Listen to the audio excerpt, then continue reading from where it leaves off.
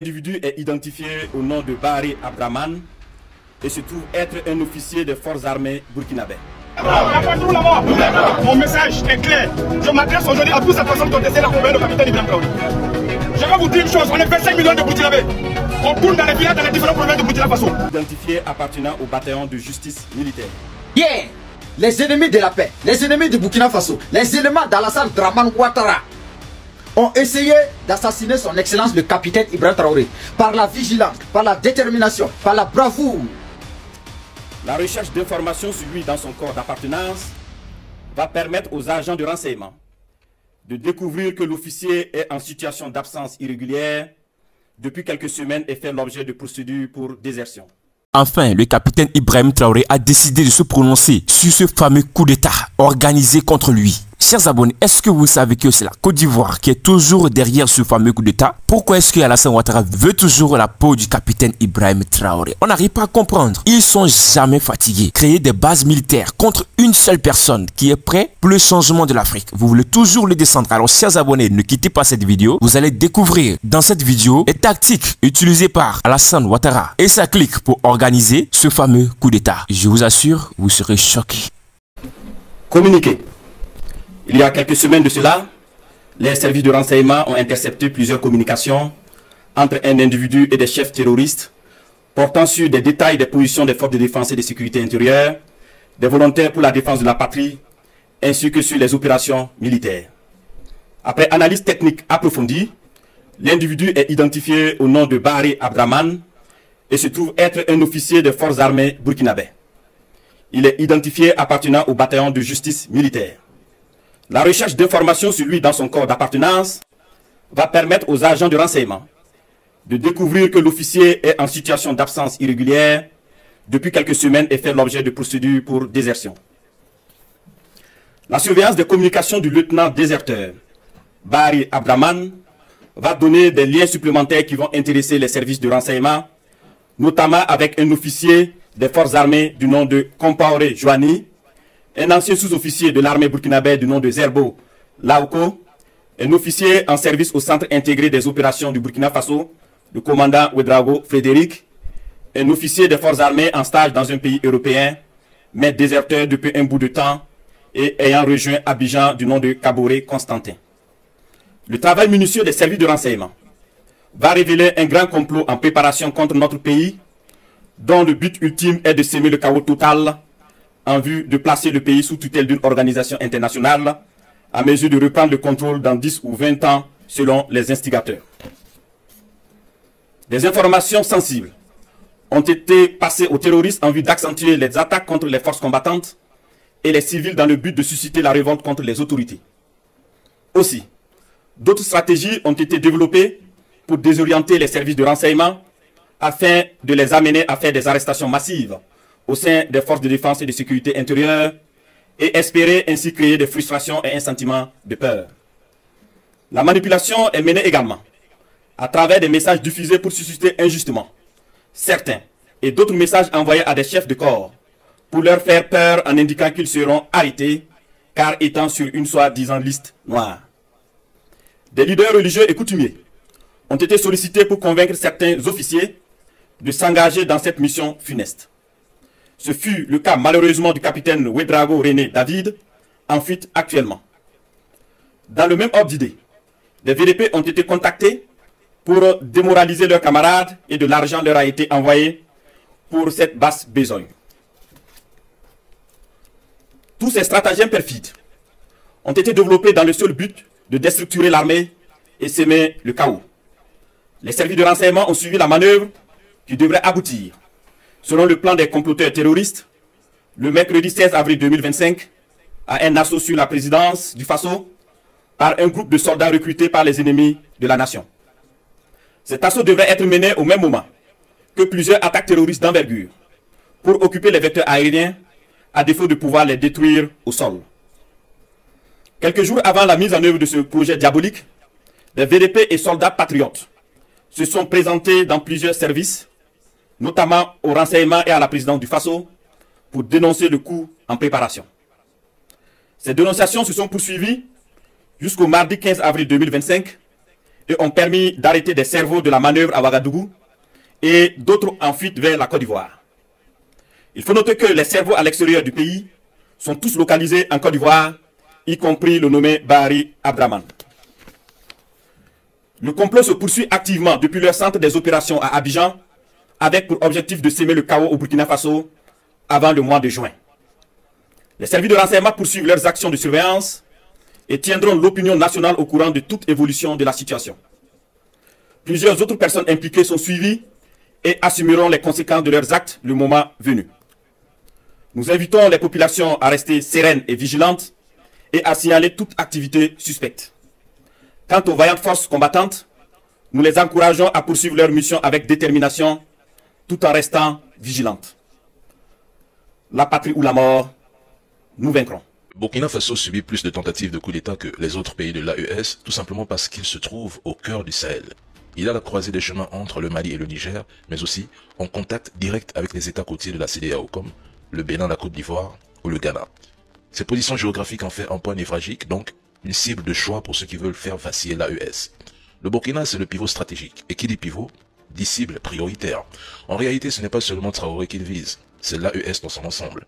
Un coup d'État réussi à Ouagadougou pourrait créer un effet domino, affaiblir l'unité de l'Alliance et donner un second souffle à une CEDEAO déjà en déclin. Je l'ai toujours dit ici, il ne peut y avoir deux capitaines en Afrique de l'Ouest. Le succès de l'AES révélerait au grand jour les fractures internes, l'inefficacité et l'échec structurel de la CEDEAO. Voilà pourquoi en dehors d'Assimi ou de Tchani, Ibrahim Traoré est perçu comme une cible prioritaire. Aujourd'hui, des rapports burkinabés évoquent l'existence de réseaux de déstabilisation.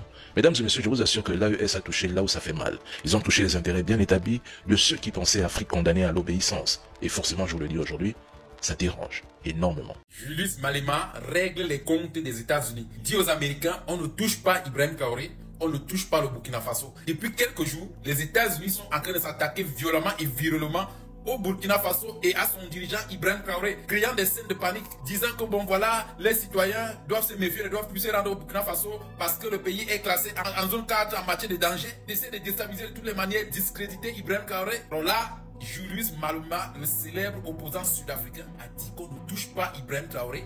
Ibrahim Traoré, pour nous aujourd'hui, c'est un patrimoine africain. Il a averti les États-Unis de cesser leurs manœuvres de déstabilisation et d'intimidation. S'il y a des Africains qui continuent à se réserver d'apporter le soutien aux dirigeants de l'AES, à Ibrahim Traoré pour sa lutte pour l'Afrique, Julius Malema ne s'est pas retenu et il dit aux États-Unis, gare à eux, parce que nous, en Afrique, nous sommes désormais balles au pied avec les États-Unis, surveillant leurs activités. Comme ils ont eu chaque fois le champ libre de déstabiliser les dirigeants africains qui avaient des projets nobles pour les Africains, s'ils essaient de toucher à Ibrahim Traoré, qu'ils savent qu'ils auront toute l'Afrique derrière eux. Mais pourquoi est-ce que l'Africain ne veut pas toujours comprendre que c'est lui qui doit être à la base de sa liberté? Personne ne viendra donner la liberté aux Africains.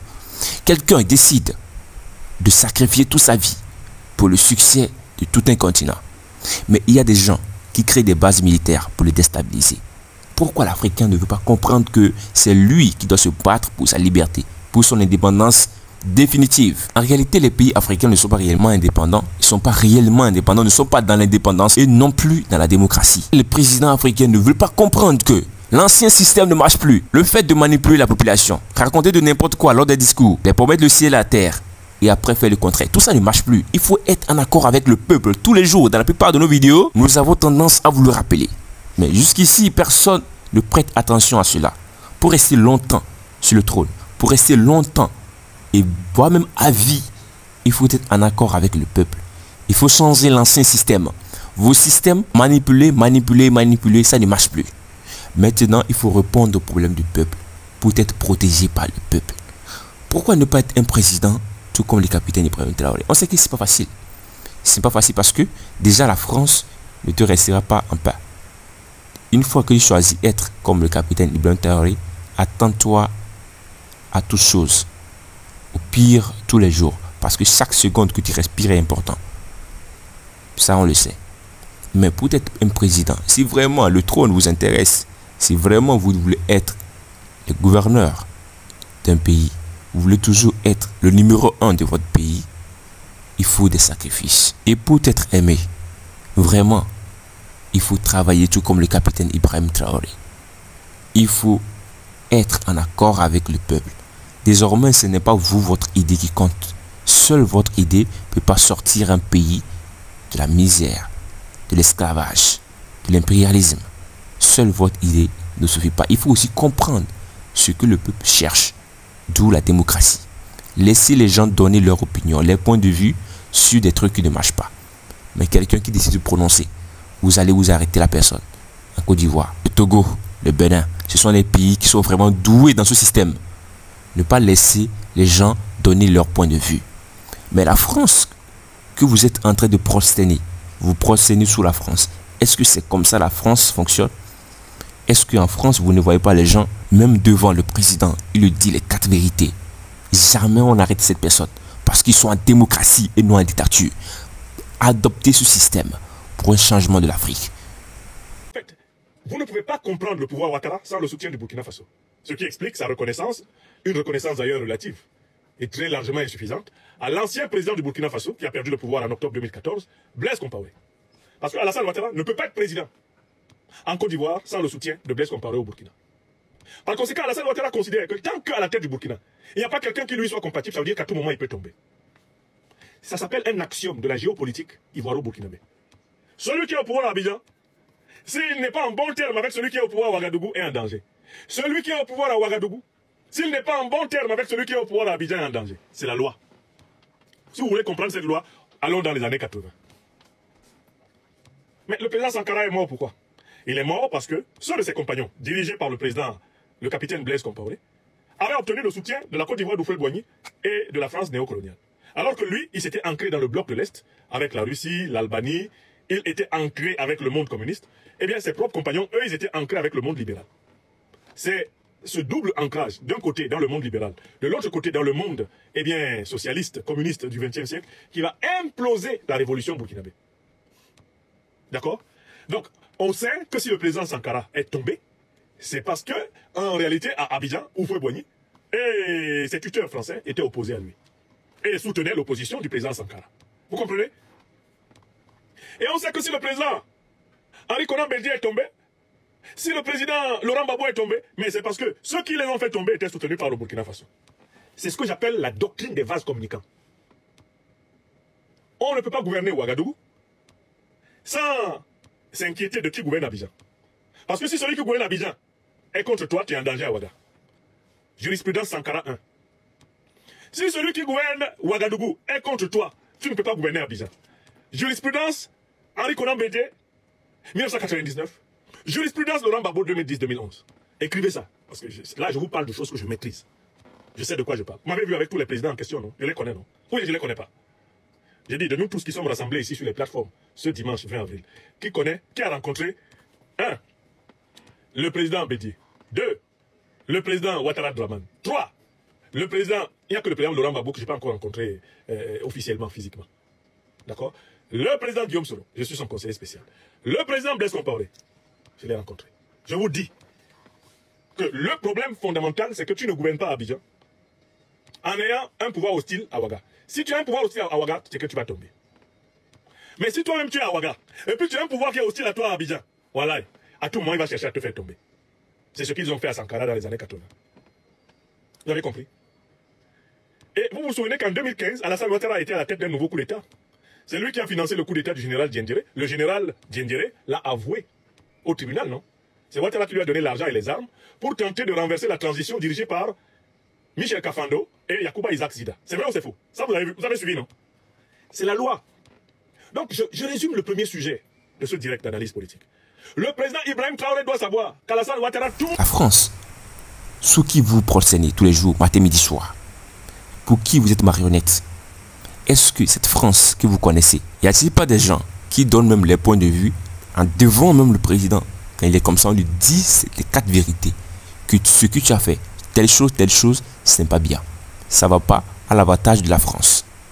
Vous voyez pas ces personnes? Les personnes à qui vous procédez tous les jours, matin, midi, soir. Des personnes avec qui vous êtes en accord. Vous voyez pas comment ils marchent?